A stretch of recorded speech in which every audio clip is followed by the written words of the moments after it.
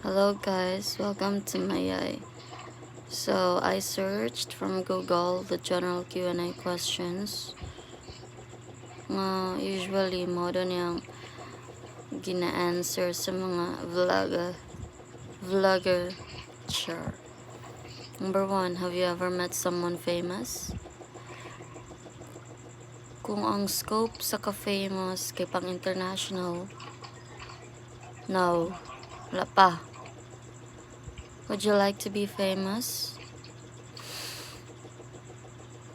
Partly, siguro. Kay, diba, when you start vlogging, you should know to yourself that you are really aspiring to be a famous because you're aiming to earn subscribers, to believe in your actions, your principles, your content.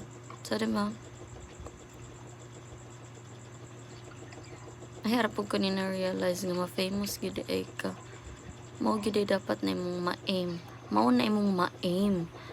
Kay tungod from time to time, especially kanang mag-reach ka o kanang certain number of subscribers, kay ngun kasi myself, hala, what if maabot ni ginani kadagan nga subscribers? Diba? Yeah, number 3. If you can change one thing that happened, what would it be? Halati, kaning kapobrehon. Mauna ni siya. Mauna ni siyang dapat mausab. Grabe na. Kakapoy ba ning sistema ang pobre? Char. It's the reality. You can't change that. Lisod, mabuhi. Ani nga generation if pobre ka.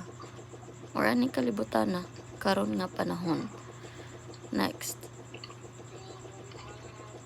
If you could live anywhere, where would that be? I want to live sa Canada gyud. Pero of course, gusto ko na ay tarong nga income. Kanang multiple incomes nga makasustain gid sa imong kinabuhi dadto sa Canada, kay kung dili mamatay ka sa Canada ti. If wala kay tarong nga income. Next kay ang hapit na day man. Babush guys. Next questions lang ang next video.